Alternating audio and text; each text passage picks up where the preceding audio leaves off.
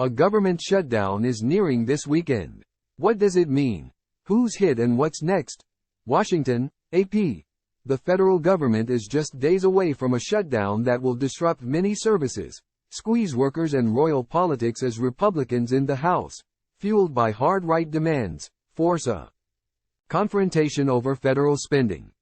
While some government entities will be exempt, Social Security checks, for example, will still go out, other functions will be severely curtailed. Federal agencies will stop all actions deemed non-essential, and millions of federal employees, including members of the military, won't receive paychecks. A shutdown happens when Congress fails to pass some type of funding legislation that is signed into law by the president. Lawmakers are supposed to pass 12 different spending bills to fund agencies across the government, but the process is time-consuming. They often resort to passing a temporary extension, called a continuing resolution or CR, to allow the government to keep operating. When no funding legislation is enacted, federal agencies have to stop all non-essential work and will not send paychecks as long as the shutdown lasts. Although employees deemed essential to public safety such as air traffic controllers and law enforcement officers still have to report to work, other federal employees are furloughed. Under a 2019 law, those same workers are slated to receive back pay once the funding impasse is resolved. When would a shutdown begin and how long will it last? Government funding expires October 1st. The start of the federal budget year. A shutdown will effectively begin at 12:01 a.m. Sunday if Congress is not able to pass a funding plan that the president signs into law. It is impossible to predict how long a shutdown would last.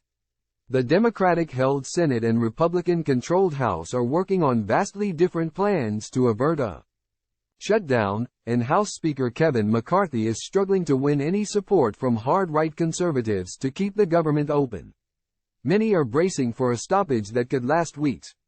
WHO. Does a shutdown affect millions of federal workers face delayed paychecks when the government shuts down, including many of the roughly 2 million military personnel and more than 2 million civilian workers across the nation. Nearly 60% of federal workers are stationed in the Department of Defense, Veterans Affairs and Homeland Security. Time equals 400 ms, greater than while all of the military's active duty troops and reservists would continue to work. More than half of the Department of Defense's civilian workforce, which is roughly 440,000 people, would be furloughed. Across federal agencies, workers are stationed in all 50 states and have direct interaction with taxpayers, from Transportation Security Administration agents who operate security at airports to Postal Service workers who deliver mail. U.S. Transportation Secretary Pete Buttigieg has said new training for air traffic controllers will be halted and another 1,000 controllers in the midst of training will be furloughed. Even a shutdown that lasts a few days will mean the department won't hit its hiring and staffing targets for next year, he said. Imagine the pressure that a controller is already under every time they take their position at work. And then imagine the added stress of coming to that job from a household with a family that can no longer count on that paycheck, Buttigieg said. Beyond federal workers, a shutdown could have far-reaching effects on government services. People applying for government services like clinical trials, firearm permits and passports could see delays. Some federal offices will also have to close or face shortened hours during a shutdown. Businesses closely connected to the federal government, such as federal contractors or tourist services around national parks, could see disruptions and downturns. The travel sector could lose $140 million daily in a shutdown, according to the U.S. Travel Industry Association. Lawmakers also warn that a shutdown could rattle financial markets. Goldman Sachs has estimated that a shutdown would reduce economic growth by 0.2% every week it lasted, but growth would then bounce back after the government reopens. Others say the disruption in government services has far-reaching impacts because it shakes confidence in the government to fulfill its basic duties. The U.S. Chamber of Commerce warned, a well-functioning economy requires a functioning government. What about court cases, the work of Congress and presidential pay? The president and members of Congress will continue to work and get paid. However, any members of their staff who are not deemed essential will be furloughed.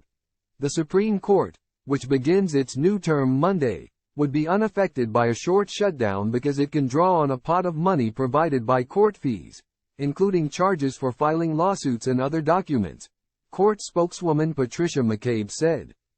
The rest of the federal judiciary also would operate normally for at least the first 2 weeks of October, said Peter Kaplan, a spokesman for the judiciary. Even in a longer shutdown, the entire judiciary would not shut down, and decisions about what activities would continue would be made by each court around the country. The justices and all federal judges would continue to be paid because of the constitutional prohibition on reducing judges' pay during their tenure, according to the Congressional Research Service. Notably, funding for the 3 special counsels appointed by Attorney General Merrick Garland would not be affected by a government shutdown because they are paid for through a permanent, indefinite appropriation, an area that's been exempted from shutdowns in the past. Prior to the 1980s, lapses in government funding did not result in government operations significantly shuttering. But then U.S. Attorney General Benjamin Civiletti, in a series of legal opinions in 1980 and 1981, argued that government agencies cannot legally operate during a funding gap. Federal officials have since operated under an understanding they can make exemptions for functions that are essential for public safety and constitutional duties since 1976. There have been 22 funding gaps, with 10 of them leading to workers being furloughed. But most of the significant shutdowns have taken place since Bill Clinton's presidency, when then Speaker Newt Gingrich and his conservative House majority demanded budget cuts. The longest government shutdown happened between 2018 and 2019 when then-President Trump and congressional Democrats entered a standoff over his demand for funding for a border wall. The disruption lasted 35 days, through the holiday season, but was also only a partial government shutdown because Congress had passed some appropriations bills to fund parts of the government. What does it take to end a shutdown? It's the responsibility of Congress to fund the government. The House and Senate have to agree to fund the government in some way, and the President has to sign the legislation into law. The two sides are deeply entrenched and nowhere near reaching a deal to avert a shutdown. But if the shutdown lasts for weeks, pressure will build to end the impasse, particularly if active duty military members miss pay dates on October 13 or November 1. If the wider public starts seeing disruptions in air travel or border security as workers go unpaid, it will further goad Congress to act. Time equals 400 Ms. Greater than Congress often relies on a so-called continuing resolution, or CR, to provide stopgap money to open government offices at current levels as budget talks are underway. Money for pressing national priorities, such as emergency assistance for victims of natural disasters, is often attached to a short-term bill, but hard line. Republicans say any temporary bill is a non-starter for them.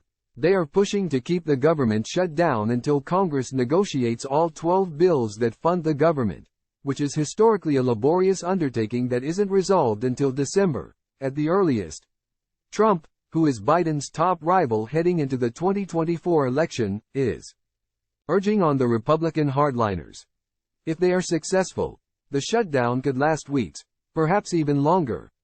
Associated Press writers Lolita Baldor, Mark Sherman, Fatima Hussein, Lindsay Whitehurst, Josh Boak, Kevin Frecking, and Lisa Mascaro contributed to this report.